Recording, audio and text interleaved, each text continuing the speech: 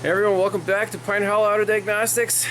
Hey, it's Euro Day, working on a 2007 Volvo S60 Turbo.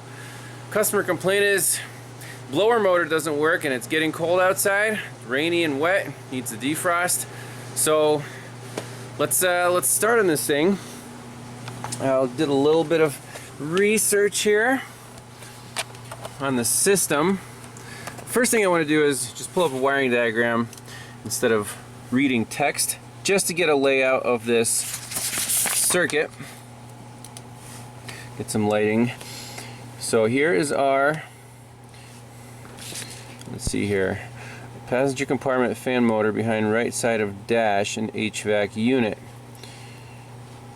So this is our blower motor, and it's connected to this solid state fan control module. Okay, the fan control module is 4 wires going into it, and these 2 just go to the fan. Pretty standard layout. Black is a ground. The red one comes from a fuse up here, hot at all times, 60 amp fuse or 30 amp fuse. So power and ground we can check right off the bat. Then we have 2 other wires, blue and yellow, and they go off the page to here and go into our climate control module. And the climate control module is the main HVAC head unit. So smart system. Those 2 wires, we don't know what they do, but the first thing we can check is the power and ground.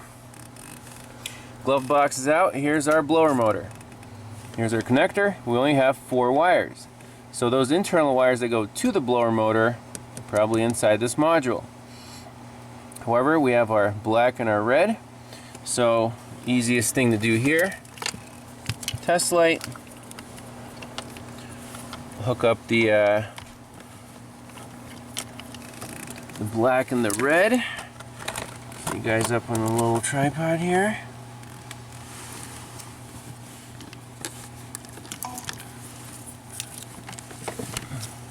And there's the black, there's the red. Super bright lights. So our powers and grounds are good. So that's 2 out of the 4 wires. That's the easy part. Now, the blue and the yellow. It's module to module communication. Just by scanning this thing for codes, in the climate control module we have a CCM00A1 blower fan motor signal too high. So indeed there is a problem here, and with the key on, if you look at our module here, so the fan is off, and then as you turn the fan up, the little thing lights up green, and obviously we have no blower motor. Okay, so got a scope, and we are on the yellow and the blue wires, 2 channels. Okay, can we figure anything out? Does anything change as we mess around with the fan speed?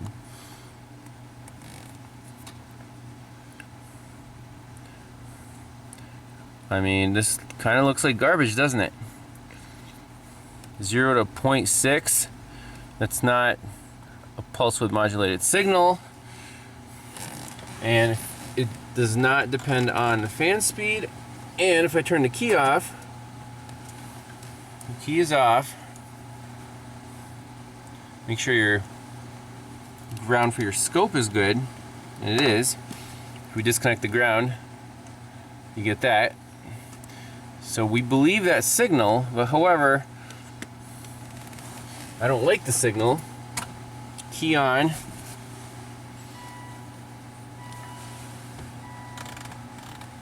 Doesn't change at all.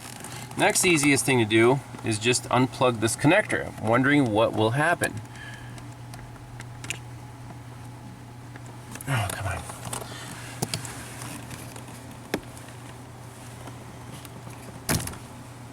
Okay, unplugged it.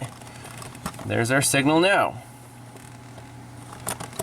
And if we turn up the fan speed, again, nothing changes, which is strange. Plug it back in, unplug it. Again, we can play around with the scanner a little bit. Let's see, clear fault code. Okay. Okay. Read fault code again. No DTCs set. And if we increase the fan speed, nothing happens. If we plug this sucker back in, read fault code again. Okay, so I might need to cycle through. Read data stream.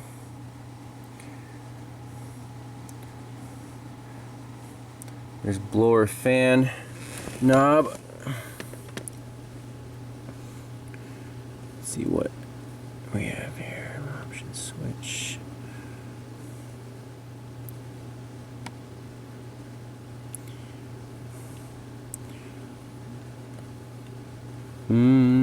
So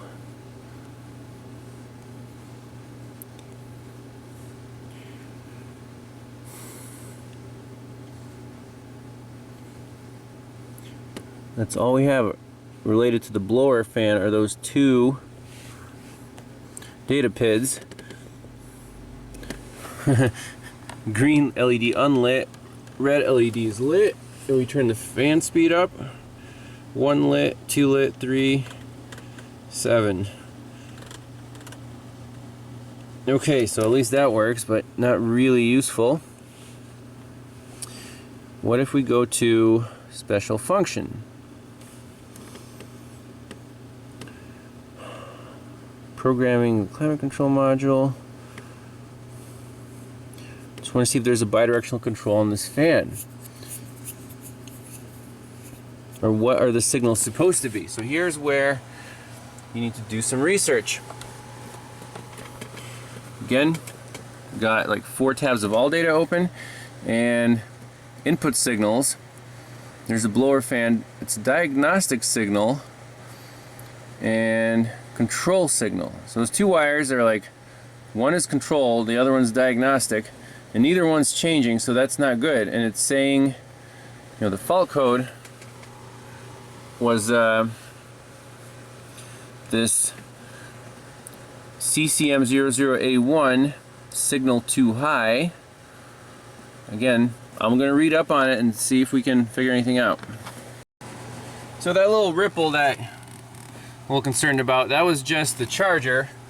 We have the car on a charger here so the battery doesn't die. But otherwise the signals stay at 0 volts with the module plugged in or unplugged. Okay, no matter where the fan speed is, nothing changes there. We can turn this thing auto or off, but nothing will work until the blower motor kicks on, and it's not kicking on. So in this case, can we say anything about wiring integrity? Because the default signals are 0 volts. Can we maybe take a test light and force these wires high and see if the code changes or something? But there isn't a great way to do a bypass test on this smart system. Well, there is a data PID on the scanner. It says desired blower speed. What is it? Requested fan speed, and you know that changes with the knob. So if you turn the knob up, it'll go all the way up to 90% and down to 0. However, we see absolutely no change on the wires or their signals here with the module plugged in or unplugged.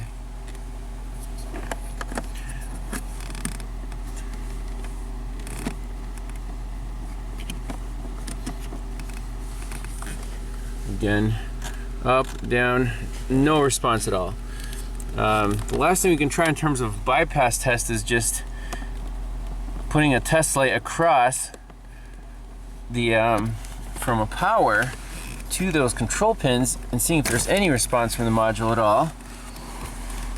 And that's just going from positive right here to, make sure our test light's connected, so battery positive. And if we touch one of these pins, we'll see our signal go up. Okay, so you want to turn that fan speed up, Jim? Again, no change on our scanner. Okay, and we'll try the other wire. Drive that one high, up and down. Absolutely no change whatsoever on either wire. So, for lack of a better thing to do, I want to rip this blower motor off and at least see if we can internally see if it spins, go from there. Well, here's the blower motor. So at least we can just unplug it here and do a manual test on it. But other than that, I don't know if the module is sold separately. It may or may not be. Let's see if this motor fires up. Well, we have the blower motor hooked up, just power and ground. And when I touch this to power, again, I got a fuse in there, the motor should at least spin or try to do something. And I touch it to power, nothing on the amp clamp. 0 amps, disconnected, 0 amps. So that might be a problem.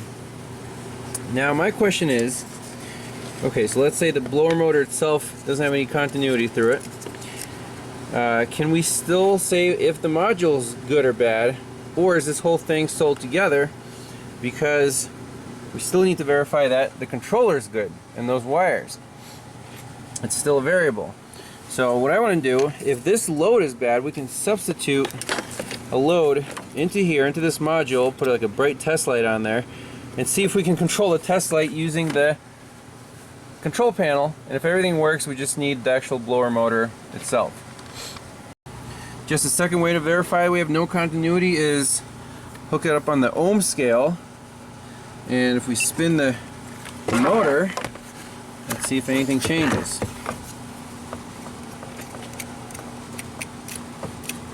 Nope.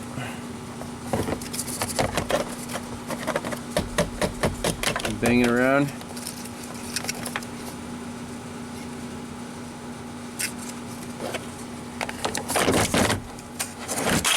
Whoops. Hey, do we get continuity? Did I knock something in here?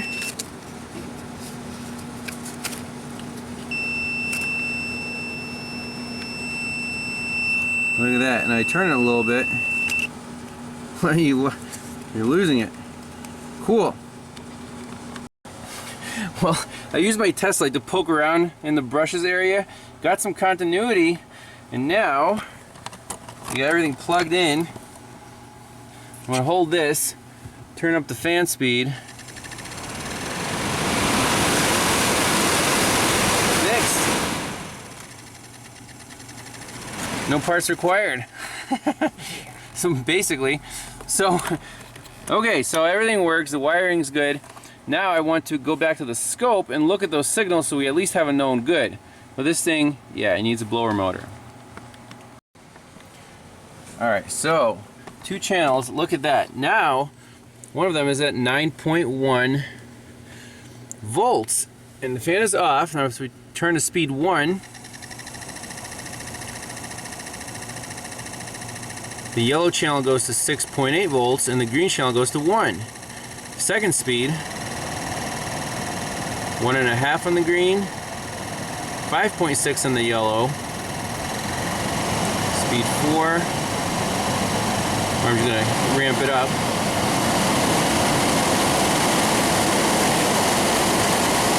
It's all the way up. So they're kind of mirror images of one another. What we can do is just drop the time scale down. They're analog voltages. There's no pulse width modulation or anything. So let's just ramp it up one more time here.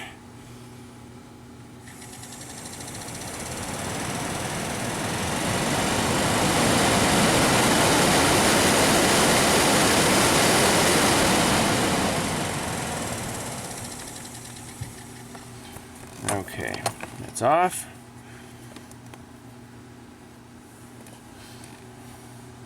So if you're diagnosing a Volvo blower motor, that's what you expect to see on those two wires, just analog signals.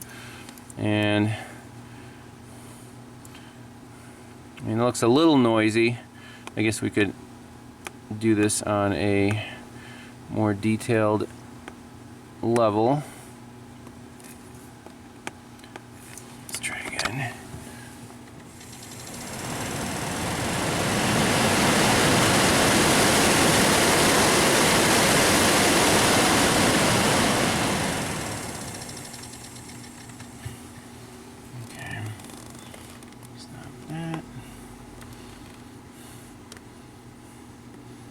So this stuff here is just noise. There's no actual information there. But you can see here where it's full speed, it's a nice clean line, but where the speed is somewhere in between, that's where, you know, that module is kind of cutting the voltage down, and that's where that noise is coming from. But that's it. We'll change out the blower motor and the customer will be on his way. Thanks all for watching. See you guys next time. Bye-bye.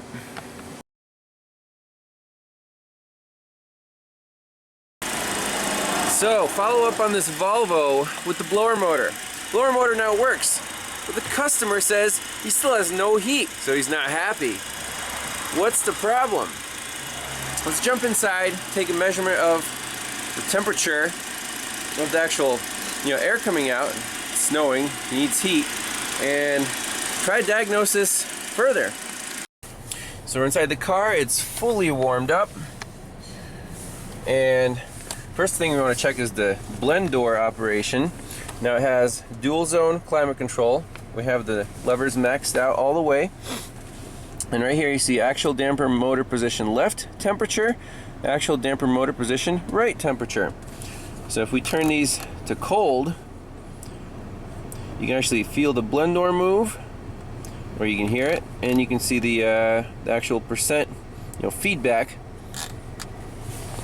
change. Now what about the actual temperature? So let's get our IR camera out, and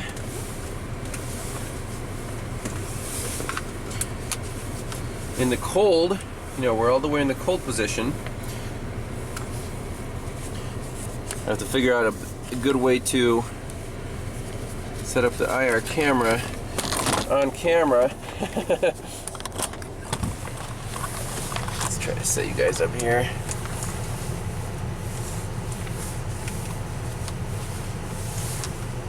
So here's our FLIR. If we point the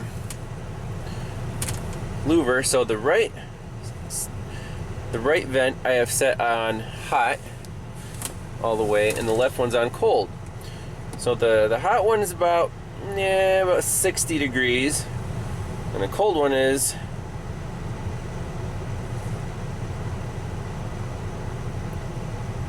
should be a little colder than that.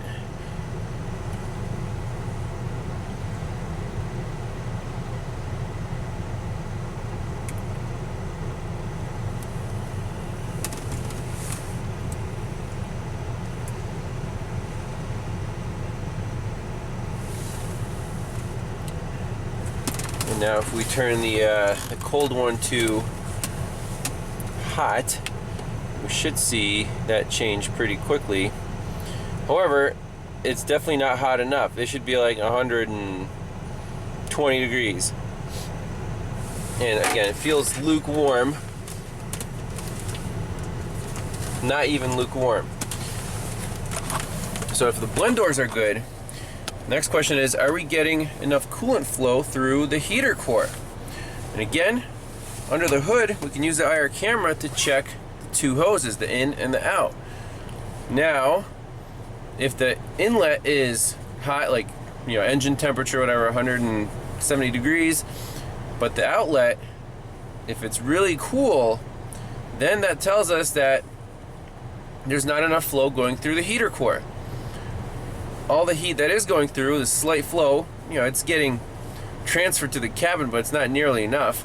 So let's jump under the hood and take a quick IR camera measurement. Alright, this is a pretty neat shot of the coolant lines. So the inlet, it looks like it's nice and toasty and hot, about 170 degrees. The outlet, on the other hand, about 120.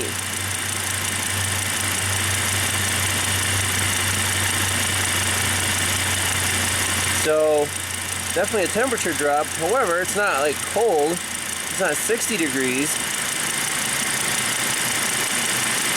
So the question is there a lack of flow through the heater core? Because some of the heat's definitely being transferred. Lack of coolant flow, or, you know, if there's a lack of airflow, no heat would be transferred, and these would be about the same color. So I want to try to backflush this heater core and see what happens. So very interesting observation here. The actual volume of air varies depending on what position your blend door's in. When you're in the cold position, yeah, that's pretty good airflow. I know you can't feel it on camera. However, when you turn it to hot,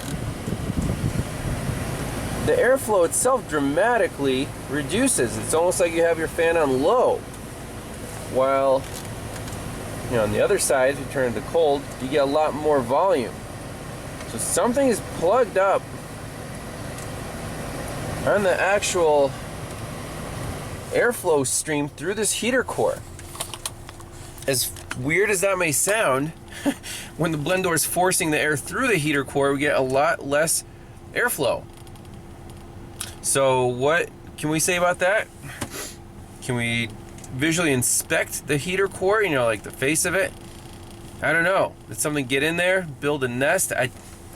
Hard to say, but basically this thing needs some work on the heater core. Either, I mean, we know that the airflow is changing, so the heater core is blocked in terms of the airflow. In terms of the coolant flow, again, not conclusive, because the temperature of the coolant was changing somewhat from hose to hose, from like 170 to 120, which is significant. But, you know, we can't say that the heater core coolant flow is 100% good either. So I wanted to do a quick follow-up on the Volvo. Well, first we had no blower, then we had no heat, right? So it was kind of a comeback, but it was a separate issue. The blower motor worked fine after the repair. And the customer still said, you know, hey, I got no heat. Well, separate problem, man. You know, went back there for a follow-up diag. Indeed verified the complaint and recommended that first we start with the easiest thing, a backflush of the heater core. Because if some of the passages are clogged, obviously you won't get as much heat transfer, and you'll have very, you know, cool or lukewarm air. And I've fixed several cars doing a backflush of the heater core. It's not common, but it does, you know, it does happen. Also, the airflow is reduced when you turn it to hot, which is very strange. I kind of peeked back there, didn't see any obstructions. The blend doors worked. So I told the shop owner, just start with a backflush of the heater core and see what happens. He did that, and he said the heat came back. So, bam. Guess he got lucky on that one. Didn't need to take the heater core out. Just backflushed it with, I don't know what machine he used, but he got some flushing adapters, and boom, backflushed it. Heat's good. So that's the conclusion of that one. Sorry I couldn't tape the actual repair, But the Volvo is back on the road and working fine. At least it's got heat. Even though this winter, it seems like we're not going to get any snow at all. It's going to be like 60 degrees this weekend. So that's that. So thanks a lot for watching. Stay tuned for more. We'll see you next time. Bye-bye.